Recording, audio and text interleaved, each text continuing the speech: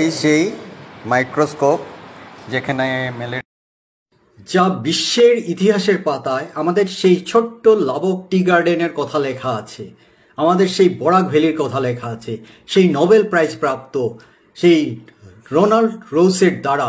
এই সেই মাইক্রোস্কোপ যেখানে ম্যালেরিয়া ধরা পড়েছিল ডক্টর রোনাল্ড রোসের দ্বারা।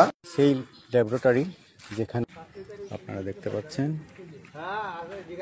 আর এই সেই অপারেশন থিয়েটার। সেই অপারেশন থিয়েটারে আমারও অপারেশন হয়েছিল 6 বছর বয়সে এই হসপিটালে। আজ বেশি অবস্থা ভালো নয়, আগের মতন পেশেন্ট নেই। আর মতন দেখছি অনেকের জানা অনেকের অজানা, তাই আমি আপনাদের কাছে তুলে ধরলাম এই বিষয়টা। ভালো লাগলে শেয়ার করবেন, লাইক করবেন, কমেন্ট করবেন। ধন্যবাদ।